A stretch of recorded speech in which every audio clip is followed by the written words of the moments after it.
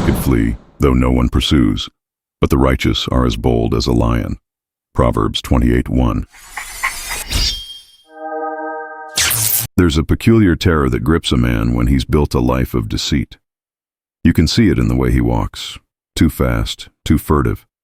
You can hear it in the clipped answers, the darting eyes. Nobody's chasing him, but he's running. And not just from the cops or creditors. No, he's running from something deeper. Himself. This is the cage the wicked build, a psychological gulag with no bars but plenty of locks. And every key has been forged in guilt. Proverbs 28:1 isn't just a piece of ancient wisdom, it's a scalpel. It cuts through the flesh of human behavior and lays bare the spiritual anatomy of fear. We live in a world where paranoia has become the soundtrack of the morally compromised.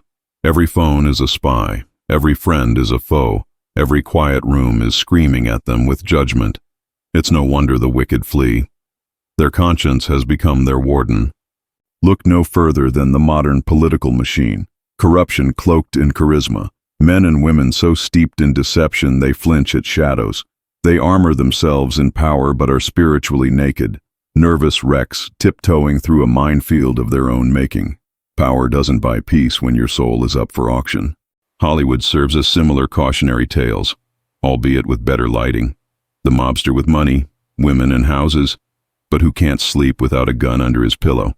The tech titan who's built an empire but can't hold a marriage or silence the gnawing emptiness. The more they build, the louder the silence. And yet, there's a radically different path.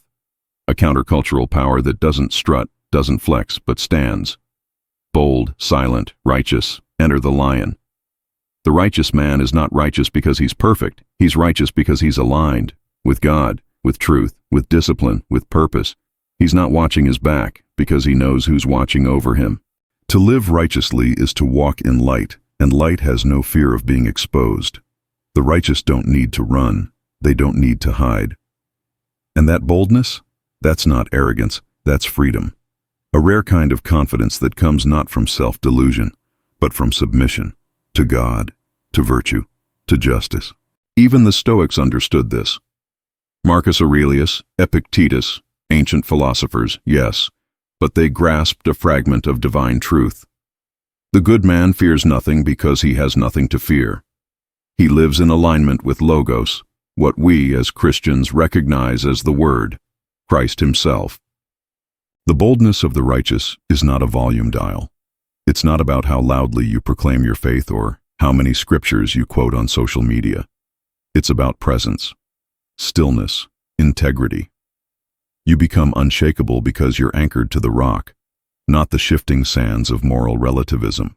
But our culture doesn't celebrate righteousness. It commodifies anxiety. Paranoia is packaged as productivity. Fear is branded as vigilance. And boldness? It's confused with ego. We've created an upside-down morality where the coward is cautious and the liar is just playing the game. Here's the truth. When you live wickedly, every mirror becomes a courtroom. Every silence is an accusation. But when you live right, when you walk with God, you can walk through hell with your head high. I know this is true, not just because the Bible says it. I know it because I've lived it. I've walked the crooked path. I've stood in dark rooms filled with laughter that echoed emptiness. I've chased every temporary high the world had to offer. Parties, crowds, reckless decisions, false friendships. I've been the guy constantly looking over his shoulder, not because someone was coming after me, but because my own conscience was gaining ground. That fear, that suffocation, that's real, and it's spiritual. No amount of bravado can mask the hollow ache of a soul out of step with its maker. But the game changed the moment I got honest with God. I didn't clean myself up first. I didn't try to spin the story. I confessed. All of it. I laid it down at the feet of Jesus, the filth, the pride, the fear. And in that moment, He didn't shame me. He freed me. It wasn't a lightning strike. It was something deeper. A tearing open of the cage door I didn't even realize I had the key to. That's what grace does. That's what redemption looks like. So when I talk about boldness, I'm not preaching theory. I'm telling you what liberation feels like. Not the world's version, the real kind. The kind that only comes when you drop the mask and step into the light. So I contemplate Proverbs 28:1 often as a landmark in my life. This verse isn't just poetry, it's a diagnostic. Are you bold or are you running? Are you a lion or a fugitive? Only one of those exists freely. At Faith Mode, we don't deal in comfort Christianity. This isn't about sanitized spirituality or bumper sticker wisdom. Proverbs 28:1 is a call to arms for your soul, to stop running, to face the truth, to become bold again. You don't have to be perfect. You just have to stop hiding. You just have to be honest with yourself, with God, with the world. That's where the courage begins. Because a righteous life isn't just moral, it's magnetic. The boldness of the righteous draws others in. It inspires. It leads. It creates waves in a world still scared of its own shadow. So choose. Choose to be bold. Choose to be righteous. Choose the lion's path.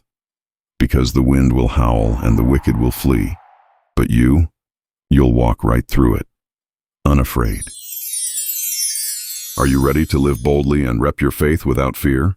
Then it's time to step into Faith Mode, where premium streetwear meets holy fire.